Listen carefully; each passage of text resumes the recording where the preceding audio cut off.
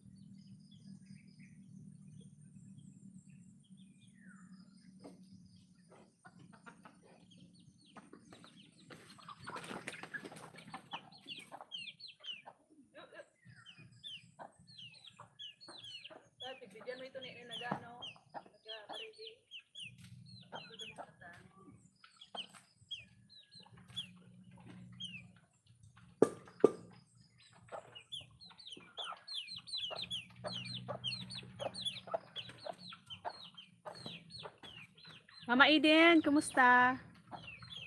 Mabakal ka oreg, Mama Eden. Din ako maalaga, Mama Eden, kasi magkakaubasan yung yung puso. Kasi nga araw-araw nagdidilig ng taniman. Kaya lang gusto ko sana ilagay doon. Ikaagduman baga. Di abot, din dyan mabidyo-bidyo ako. Narin ako madyan. Narin ako madyan, malinig kita. Bago magabot si Masan. General cleaning kita. Ribo ko na naman si Do. Sige naman, Suryaw.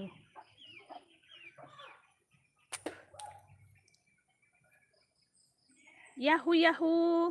Di na ako maalaga, Mama Eden. Nag-back out na ako sa pag-alaga. Ha?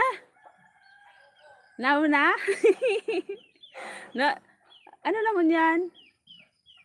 It's a 4.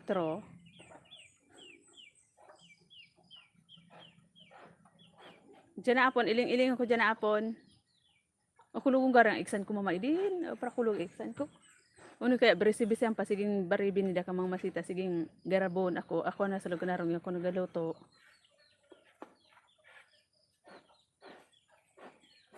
Hulugo ng iksan ko ba ya, Inda? Ano daw ba yan eh? Kaya wala ng pag-asa talaga, Mama Eden. Mga magayon ko ta ang oreg. Mama Eden, ang mga oreg ko ta ka mga gayon. Kaso lang nag-back out na ako. Hindi na ako makuakaan. Gayon ko ta. Sa mga napili ko, gabos magayon. Tapos biglang darakula na si iba.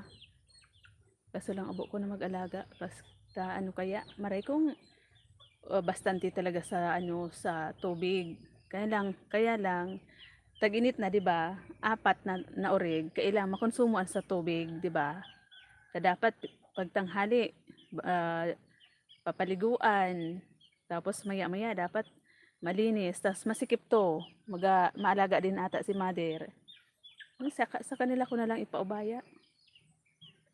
Bahala na. Sutag sa diri kan nagpadara sa kuya. Kang kwarta bahala na. Hindi ko na lang ito sa iya.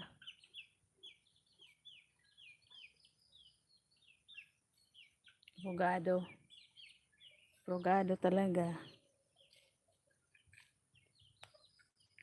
Nagkakaubusan na kaya ng tubig. Uni nga ni di na kami sigurado digdi sa puso. Puun pa sa bawang aga sige bubumba ni Maisita piga baribi man ni paduman sa mga tanim. Ta dapat sa mga pipino, ampalaya, sitaw. Sagana sa tubig, marami pa kaming ililipat na kuta. Oh, I'm okay. Hey, are you okay? English ah.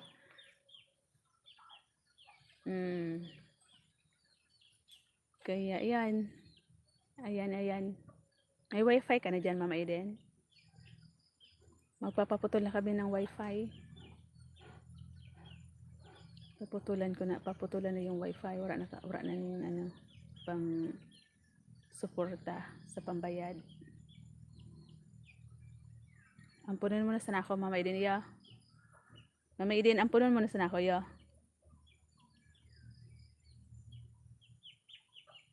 Alat nga na, taso, pritos ko naman natuyo, baka na nga, nagsulo na, Diyos ko, Lord.